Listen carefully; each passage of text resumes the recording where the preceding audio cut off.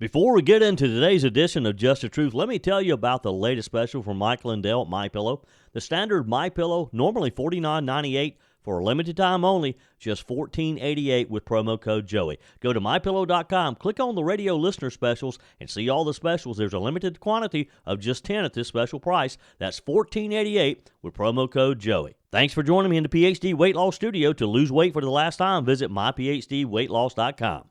A new CBS poll finds overwhelming support for President Donald J. Trump's transition and agenda ahead of his inauguration in January. We kind of knew that, didn't we? Is the DEI empire on the brink of collapse? State lawmakers and companies prepare to roll back this woke agenda with the anticipation of Trump 2.0. An illegal immigrant with a shocking criminal record was arrested for a brutal attack in Virginia, leaving law enforcement officials asking, how does this happen? And a small town in South Carolina is completely without a police force after its entire department, including the chief of police, resigned. We have all the details, that and much more on today's show. I told you we'd be back. And ye shall know the truth, and the truth shall make you free. It's Joey Hudson. I wanted to name it the Joey Hudson bill, but, they don't allow you to put names on bills. But I wanted to call it the Joey Hudson bill because I know that one's been near and dear to you for a number of years. That's how it's done. Let your voice be heard. And the truth shall set you free. Here's Joey Hudson. It was a pretty busy news weekend as we're preparing for a somewhat short week with Thanksgiving on Thursday. President Trump's cabinet picks sparked heated debates as they carried over into the weekend. Democrats calling out ethical concerns. They promising resistance. So what's next? The political buzz is all about President-elect Trump's bold cabinet selections and the controversies that have stirred up on Capitol Hill. Left some of the Democrats sort of scratching their head, from Matt Gaetz withdrawing as Attorney General nominee to fiery responses over Pentagon and DOJ picks. It's clear that the stakes couldn't be higher as Trump reshapes his administration for the battles coming up over the next 4 years. Speaker Mike Johnson said yesterday he hasn't talked to President-elect Trump about releasing the House Ethics Committee report on Matt Gaetz. With Gaetz' nomination for Attorney General now withdrawn, questions are still out there. Democrats wanting answers and whether or not the report could still impact his political future. Speaker Johnson was clear he's keeping his focus on the House and not on President Trump's picks. President-elect Trump's choice of Pete Hegseth to lead the Pentagon is stirring up tensions very similar to what Matt Gaetz was facing. Senator-elect Ruben Gallego says he's giving Hegseth the opportunity to explain past controversial comments, while others are warning about the potential politicization of the military. Senator Ron Johnson was very candid about his stance on Trump's nominee, saying that his bias is to vote for whoever President-elect Donald Trump wants. He says this loyalty signals smooth sailing for many of the Trump picks, but Democrats like Senator Alex Padillo are promising to do whatever it takes to challenge the controversial choices. Not so for Democrat Senator John Fetterman. He admitted that Trump is stronger than he's been in the past 3 cycles as he prepares for his second term. Love him or hate him, even his opponents acknowledge that President Trump's dominance in the current political landscape is something to be reckoned with, and John Fetterman seems to recognize that. Too bad his other Democrat colleagues in the U.S. Senate can't quite get that message. Senator-elect Elisa Slotkin expressed concerns about the potential politicization of the military as Trump's pick, like Hegseth, head to confirmation. It's a sentiment echoed by congressional Democrats who say that they are going to have a showdown over the future of these key federal departments. Former House Speaker Newt Gingrich praised Trump's unconventional cabinet pick, saying that the Pentagon needs a complete overhaul and has applauded Trump for shaking up the status quo. Gingrich's comments underscore the broader theme of this transition. Trump 2.0 is aiming to disrupt Washington in a big way. So as President Donald Trump moves full steam ahead to build his cabinet, reshuffle government, the battle lines are being drawn in Washington, D.C. Will his pick survive the confirmation process? It's going to be interesting to watch, folks. And what does it mean for the future of the DOJ, for example, and the Pentagon and beyond? One thing we do know, the American people still haven't forgotten why they overwhelmingly chose Donald Trump. If you're sitting at your family's Thanksgiving table on Thursday and your favorite Uncle Frank is still wearing his Kamala Harris t-shirt and tries to convince the family that Americans really didn't give Trump a mandate, refer him to the new CBS News poll, which finds overwhelming support for President Trump's transition and his agenda come his inauguration in January. The results are aligned with other recent polls, which also found wide backing of his performance. More Americans than not approve of President Trump's top cabinet nominee so far. According to CBS, Americans overwhelmingly back President Trump's performance during the transition. In fact, nearly 6 in 10 Americans say they approve of how President Trump has handled his job performance as president-elect since November the 5th. Americans support Trump's plan for mass deportation. The policy is backed by most independent voters and strong majorities of voters across every age group, in line with some of the most recent polls, which have consistently shown a majority of Americans support this signature Trump policy. They're tired of open borders. They're tired of having to compete with resources with people from other countries. Most Americans also favor imposing tariffs on imported goods. This widely supported program is a key cornerstone of Donald Trump's Made in America agenda. And a plurality of Americans say that President Trump will make food and grocery prices go down. He, of course, takes office January 20th with this unprecedented mandate after his resounding electoral college and popular vote wins. And as I've said many times before, now the hard part starts. Congressman Marjorie Taylor Greene is leading the charge to cut some of that government waste, as she is chair of a new subcommittee working alongside the Department of Government Efficiency, DOGE, now headed by Elon Musk and Vivek Ramaswamy. Greene outlined her vision on Sunday Morning Futures yesterday, targeting sanctuary cities and states as one of her top priorities. She wants her leaders to explain why they deserve federal funding while harboring illegal immigrants. Ms. Greene pointed to the tragic case of Laken Riley, a 22-year-old nursing student murdered by a Venezuelan illegal immigrant in her home state of Georgia, as an example of the cost of failed immigration policies, and she wants these governors and these mayors to be accountable. I'd like to talk to the governors of sanctuary states and the mayors of sanctuary cities and have them come before our committee and explain why they deserve federal dollars if they're going to harbor illegal criminal aliens in their states and their cities. We're going to look in every single aspect, and we don't care about people's feelings. We're going to be searching for the facts, and we're going to be verifying if this is worth spending the American people's hard-earned tax dollars on. Well, these are all very important issues that you raised. I want to ask you about some of those government contracts. Beyond immigration, Greene says her committee will tackle a wide range of wasteful spending. She's targeting government-funded media like NPR, which she called a mouthpiece for Democrat propaganda. She wants to look at outdated federal programs and even remote government workers. She criticized billions being spent on federal buildings that remain empty while employees stay home post-pandemic. It's all over. Every single government department, program, grant programs, contracts, it is everywhere. And so when we look into a deep dive into this massive problem that's caused America to be $36 trillion in debt, we're going to have to go into all kinds of buckets. And that's how I'll be separating things on the oversight subcommittee on DOGE. We'll be looking at everything from government-funded media programs like NPR that spread nothing but Democrat propaganda. We'll be going into grant programs that fund things like sex apps in Malaysia, toilets in Africa, all kinds of programs that don't help the American people. I want to talk to the people at the Pentagon and ask them why they can't find billions of dollars every single year and why they fail their audit.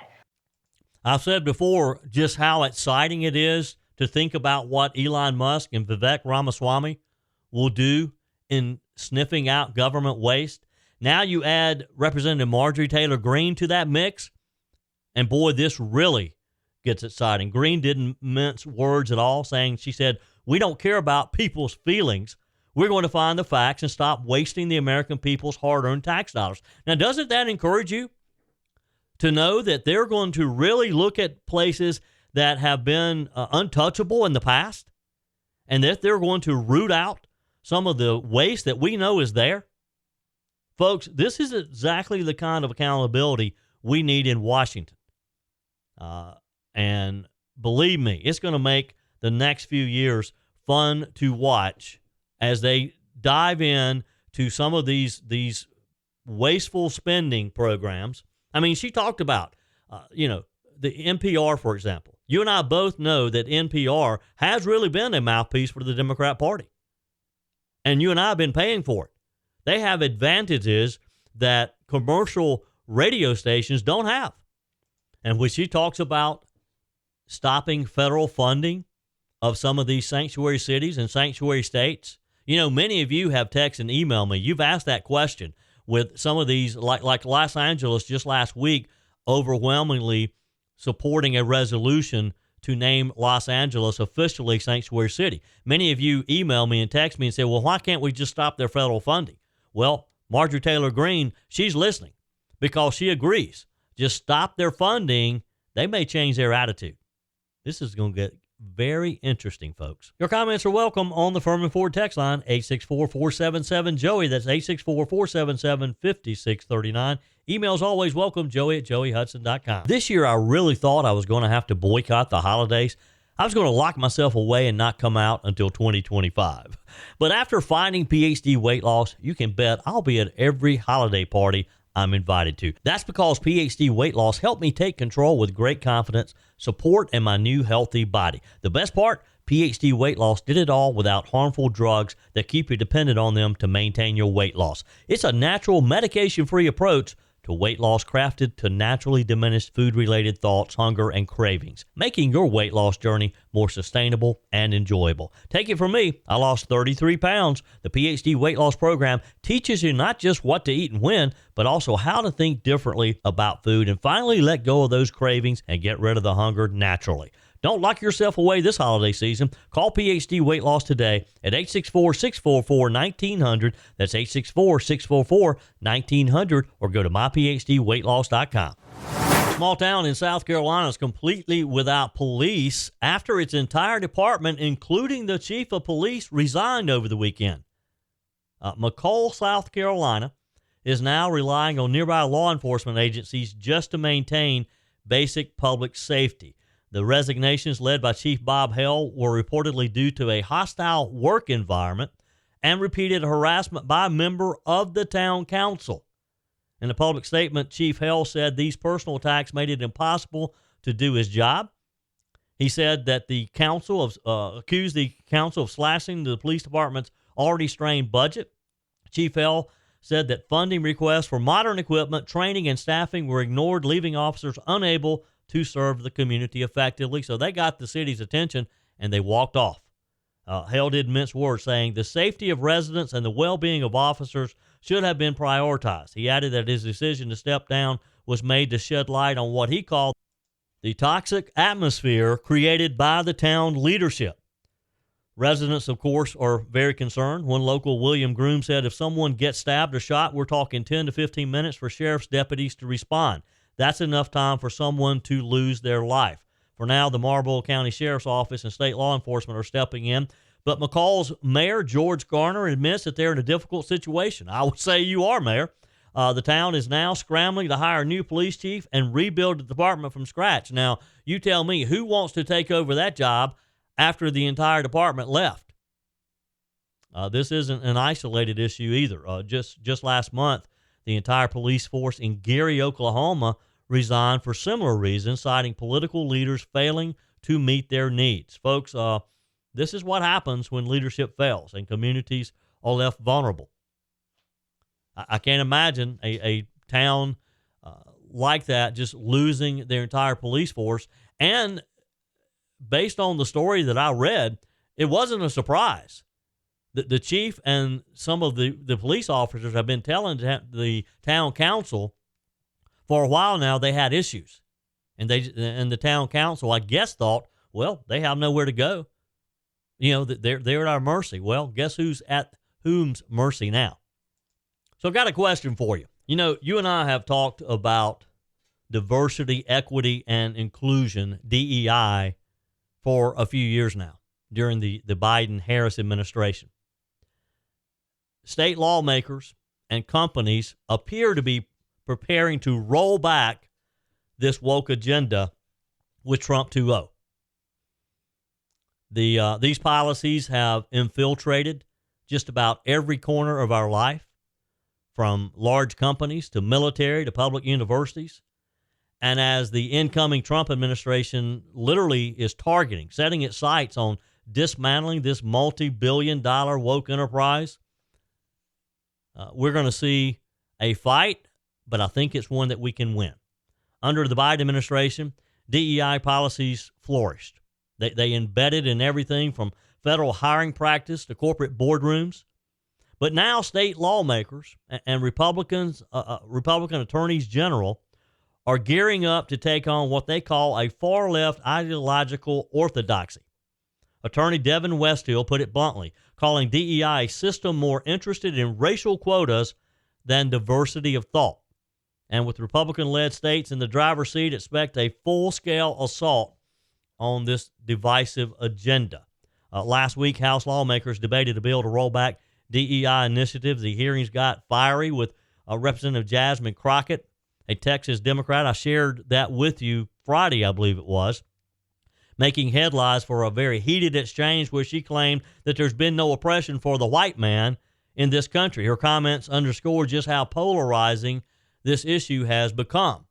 She blamed everything on the white man. If you missed that, go back and listen to Friday's episode. Over the last few years, major corporations have fallen for this. Target, Google, Bank of America, they all jumped on board the DEI bandwagon. And a lot of it had to do with the pressure from the Biden administration. But now you've had these red state attorneys general who are preparing lawsuits targeting companies for alleged hiring practices based on racial quotas.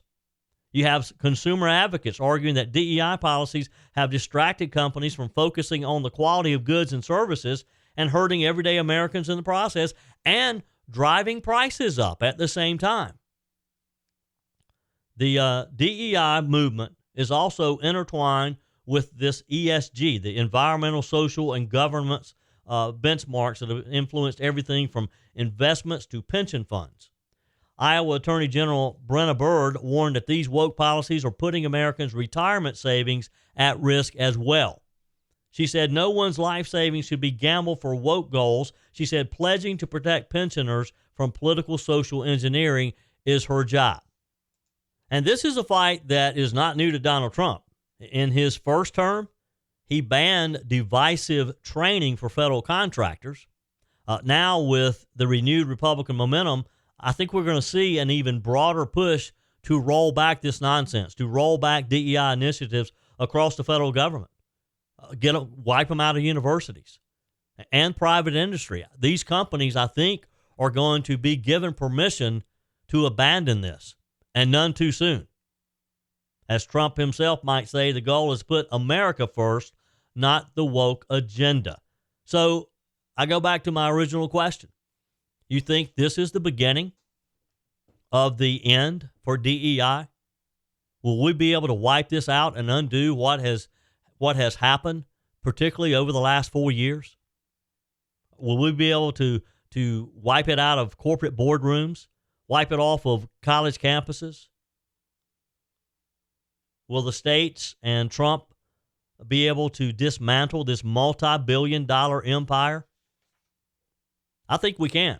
And I think that Donald Trump and some of the people that he's selecting will not give up until they do, which is only going to make your life easier, my life easier.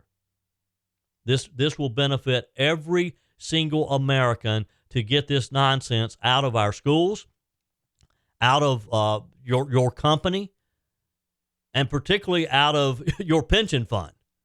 I mean, Joe Biden and Kamala Harris took this to an extreme. And I think Donald Trump and his administration will take the dismantling to another extreme. You agree? Is it time for all of this stuff to be gone, to wipe it out? Send me a quick text. Email me, joe@joeyhudson.com. Is there anything that we can say that we actually benefited from because of diversity, equity, inclusion? Is there anything that we benefited from because of ESG? Text me, email me, joe@joeyhudson.com. Speaking of the Firmin Ford text line, it's never been more important to support locally run businesses owned by people who actually live here in the upstate. Let me take a minute to talk with you about our friends at Firmin Ford. If you're looking for a new vehicle, maybe a great pre-owned vehicle, one you could trust, or maybe you're looking to order that special vehicle. Either way, if you want a new one, a brand new one, or a pre-owned that you can trust, the folks at Firmin Ford, they're there to help you. Their name is on the sign because their name is on the line, because every single transaction is important to them. Jim Firmin, Matthew Firmin. They do business the right way. When you stop by, when you give them a call, or maybe when you just send them a quick email, you're always going to have access to a member of the Firmin Ford family. And by the way, they also offer great service, and you're not going to have to wait weeks and weeks to get it done. And you do not have had to purchase your vehicle at Firmin Ford. Doesn't even have to be a Ford. They service all makes and models. Visit my friends at Firmin Ford online at firminford.com, firminford.com. Some Democrats in Congress are still posturing to oppose President-elect Trump's plan to close the border and orchestrate a massive deportation program of the illegals who are already here. And they're going to start with some of the most violent criminals. It's getting harder, though, for some of these Democrats to justify the opposition that they're putting up and claim they will in the new Congress. An illegal immigrant with a shocking criminal record was arrested for a brutal attack in Virginia. Did you hear this story? And are you asking, like a lot of people, how did this happen? A tragic and infuriating story out of Virginia where an illegal immigrant with a lengthy criminal history was arrested for attempting to kidnap and rape a woman on a public trail. This just days after being released from jail. They turned the guy loose, and he tries to kidnap and rape this woman. This is a prime example of the failed policies, of reckless decisions, and the lives that have been put at risk because of Joe Biden and Kamala Harris. Here's the story. Police in Herndon, Virginia, arrested Dennis Humberto Navarrete Romero, a 31-year-old illegal immigrant from Honduras, after he allegedly abducted and assaulted a woman on the W&OD Trail. The victim thankfully managed to fight him off and to be able to seek help.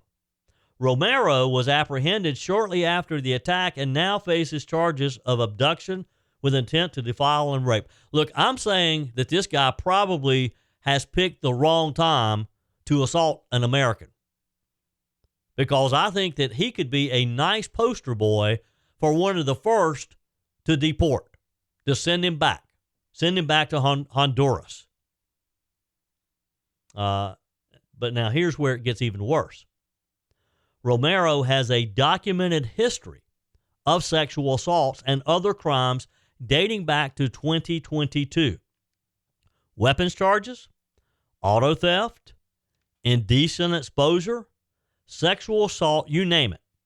Time after time, Romero has been arrested and released with charges reduced to lesser offenses. Now, what judge in his or her right mind would turn this guy loose and reduce the charges? This is what's wrong with our criminal justice system as it relates to illegal aliens. Now this woman has suffered because of this failure. She should hold Joe Biden and Kamala Harris responsible directly. There should be some way that we can hold Joe Biden responsible for what he has done to our country.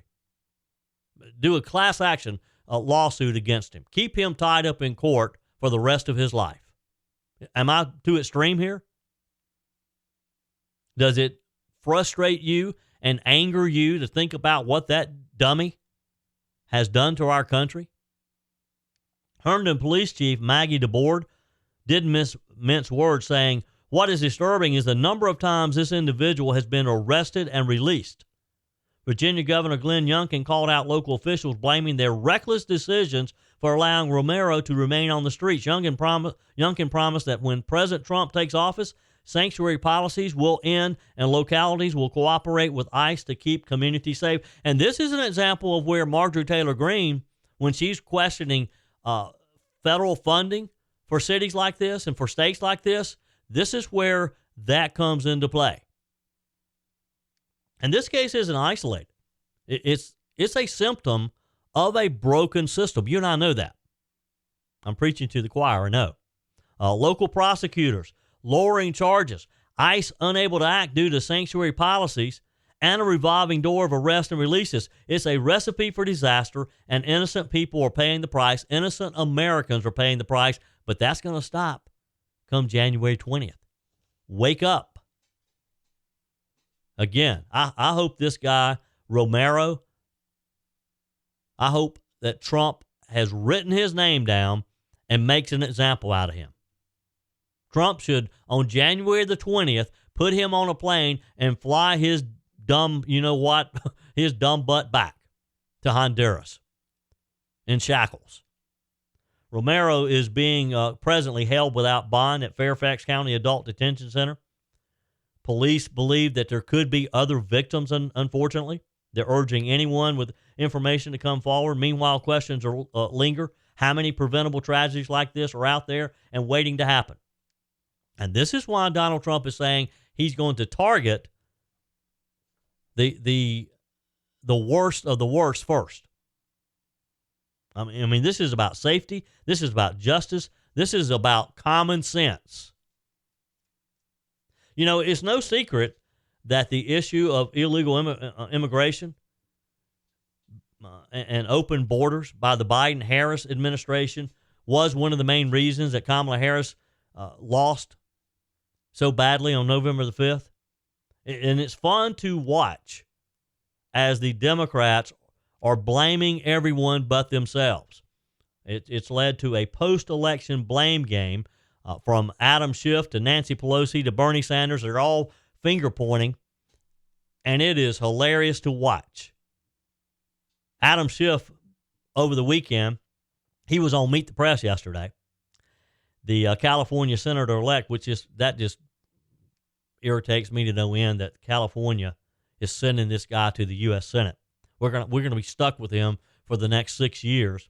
But he admitted, I'll have to give Shifty Schiff credit. He admitted that the Democrat Party itself, including himself, he said, bears the responsibility for Kamala Harris's defeat. Schiff acknowledged that Democrats were seen as the status quo in an anti-incumbent wave. He pointed to the economic struggles that the average American has experienced over the past 4 years. I want to turn now to the results of the 2024 election and talk a little bit about what you think may have gone wrong. You joined this program a month before the election, and you talked about Vice President Harris's chances of winning. Take a look at this. By the standards of today, I think she can win overwhelmingly. Given how divided the country is, overwhelming may be winning by 100,000 votes or 80,000 votes in these key battleground states. I think that's within her capacity to do. So I think we are well poised to win this thing. But it is still scary close. Why do you think that Kamala Harris didn't win and win overwhelmingly? Well, I think Joe Biden's decision to step aside and pass the torch was the right decision. It gave us a chance to win. It didn't give us a guarantee.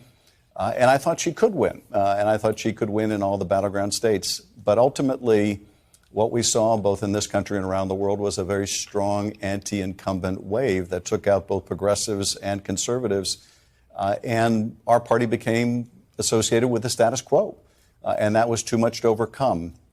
I think the principal issue is the economy. And over years and even decades, it's gotten more and more difficult for people working full time to make a living. And until we resolve that challenge to the economy, we may find the presidency is easier to get than it is to keep. Schiff went on to say that his party holds the responsibility of being out of touch with the American people, saying the Democrats need to put together a bold vision of the future, a vision that the American people will trust will benefit their future. But I do think the Democratic Party has to recognize the challenge we have, which is for too many millions of battleground voters, working people, they don't think we represent them. And we have to make that case anew. But, Senator-elect, do you believe that President Biden bears some responsibility for staying in too long? Look, I think the entire Democratic Party bears a responsibility, myself included, and the former president, and mounted an effective campaign, and you have to give him credit for that. But the challenge that we have is we need to put forward a bold vision for how we're going to move the economy forward, make the economy work for every American. To me, the existential question is, if you're working hard in America, can you still earn a good living? And too many people doubt that that's possible. You think he really understands why his party lost so miserably? Former Speaker Nancy Pelosi has her own take. She blames President Biden for staying in the race too long. According to Pelosi, Biden's late exit hurt Harris's ability to mount a strong campaign and overshadowed her with doubts about his leadership. This is just one of the many internal battles breaking out among Democrats. I wonder what Pelosi thinks about Kamala Harris, though, spending $1 billion and not doing any better than she did. How does she explain that? Bernie Sanders, he had harsh words for his own party, too, accusing Democrats of abandoning the working class, which they have. Sanders warned for years that Democrats' shift towards progressive ideologies and away from blue-collar voters would backfire, and he says, "I told you so." Is he right? I think old Bernie's probably on to something, don't you? And then there's the shadow of Barack Obama. Reports say that Obama worked behind the scenes to push Joe Biden out of the race over the summer, but his involvement came too late to save Harris. Some insiders blame him for not acting sooner to steady the party. Even Democrats now admit that their leadership was in chaos heading into the election.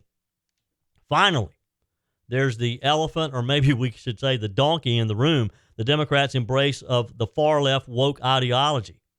Pundits and voters alike are saying that this shift alienated middle-class, blue-collar Americans who used to be the backbone of the Democrat Party.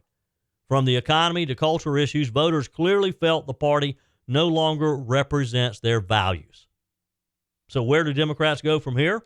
Can they rebuild with voters, or is this a defeat that starts a long road back to relevance? Can the Democrat Party ever be relevant again? That's my question to you. Your comments are welcome on the Firmin Ford text line, 864-477-JOEY. That's 864-477-5639. Email's always welcome, joey@joeyhudson.com. Whether you're replacing a broken appliance or maybe you're just upgrading, you're totally remodeling the kitchen, when it's time to get those new appliances, when you're ready for them, you don't want to have to wait weeks or even months to get started using them, right? Well, that's not the case when you shop with my friends at Discounted Appliance Warehouse. With over 11,000 square feet and 1,500 appliances at any given time, you can buy today and use today quite often. I'm talking about shopping with my friends at Discounted Appliance Warehouse in Pickens. It's worth the short drive over to Pickens. Jeff, Johnny, Kyle, the whole team over there, they'll take good care of you. They have an award-winning service department, expert installation, extended warranties, and at Discounted Appliance Warehouse, they treat you like family. You're more than just a credit card swipe to all the team over there. Discounted Appliance Warehouse, they're proud to offer Speed Queen, the only washer and dryers with manufacturer's warranties that cover parts and labor. You owe it to yourself, if you're looking for a new appliance, to head over to Pickens to Discounted Appliance Warehouse online at dawpickens.com. dawpickens.com. One more thing before I leave the topic of the Democrats pointing fingers. Congressman Darrell Issa, he's the Republican, one of the just a few Republicans from California. He's calling out Secretary of State Antony Blinken over reports that the State Department held taxpayer-funded therapy sessions for employees who were upset about President-elect Trump's victory. According to the Free Beacon, these sessions included what one source called an information cry session and a webinar offering stress management tips to help employees navigate challenging times. Challenging times. Well, folks, We're talking about the normal, lawful outcome of an election, and these people have to have therapy? ISA didn't hold back, calling these sessions disturbing and saying that they raise serious questions about whether State Department staff are ready to implement President-elect Trump's foreign policy agenda. He pointed out that if federal employees can't handle the results of an election, they should step aside and let others do the job. And, hey, this is where Elon Musk and Vivek Ramaswamy comes in. Maybe they need to clean house in the State Department. Start with them. ISA's letter to Antony Blinken also questioned how many sessions were held, how much they cost taxpayers, and whether more are planned. He didn't mince words. He added that nonpartisan government officials shouldn't need mental health counseling just because Kamala Harris didn't win. Folks, this is like the Twilight Zone, knowing that our federal tax dollars was used for therapy sessions for Democrats because they lost. The American people elected Trump in a clear mandate for major changes in foreign policy. If some of the Democrat bureaucrats can't accept that, I think it's time for them to start looking for another line of work, don't you? Did you happen to see over the weekend the story about Elon Musk and Joe Rogan? They were joking about the shakeup of the media world over at MSNBC. And Musk jokingly talked about maybe buying the network because they're in trouble over there. The liberal news network might be on the auction block soon. And as its parent company, Comcast, just announced plans to spin it off along with other NBC Universal cable networks, it could be for sale. Now, wouldn't that be something?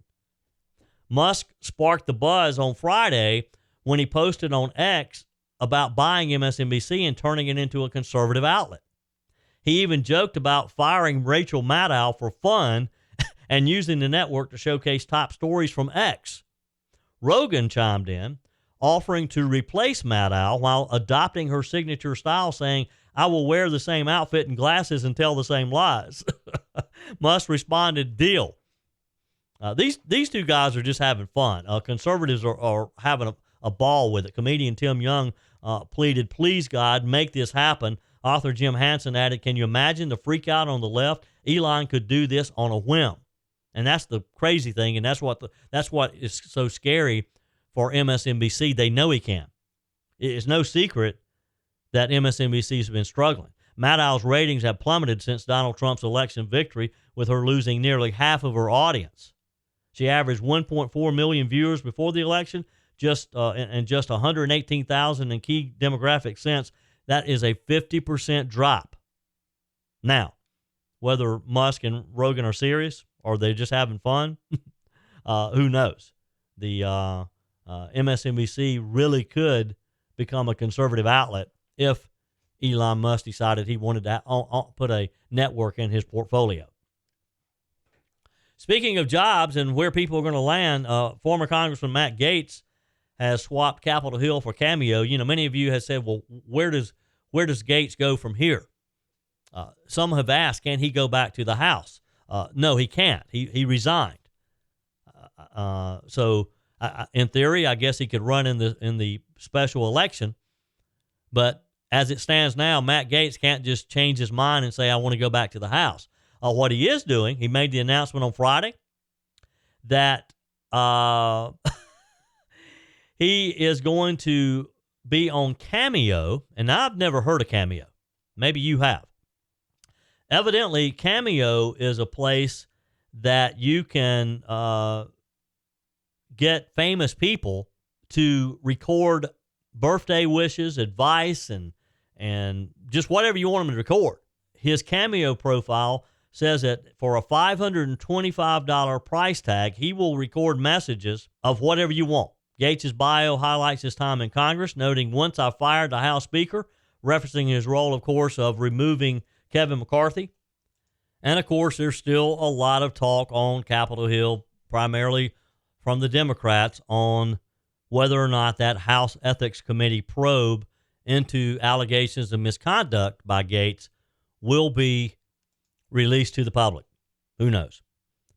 Would you give $525 to have Matt Gaetz maybe record a birthday greeting or something for you? Is that something that interests you?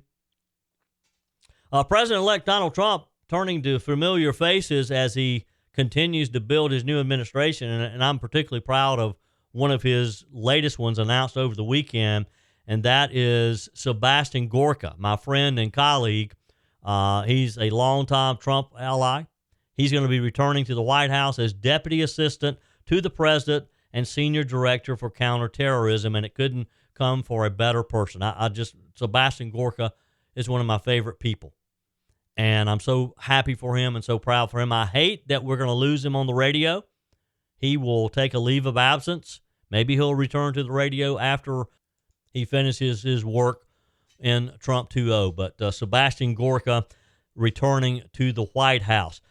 Joining Gorka is Alex Wong, another alumnus of the first Trump term, who will serve as assistant to the president and principal deputy national security advisor. Wong previously handled North Korea policy and East Asian affairs for the Trump State Department. On the cabinet front, Trump nominated Scott Turner to lead the Department of Housing and Urban Development. Turner is a former NFL player, served as executive director of the White House Opportunity and Revitalization Council during Trump's first administration. His nomination will need Senate confirmation, but with a GOP-controlled chamber, hopefully that's not going to be a problem.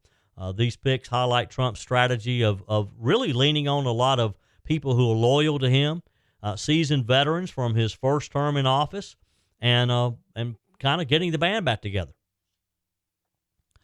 Speaking of getting the band back together, President Joe Biden hosted what some are calling a farewell dinner at the White House over the weekend. It was a black tie event on the South Lawn to thank Democrat donors and insiders for their support as his presidency winds down.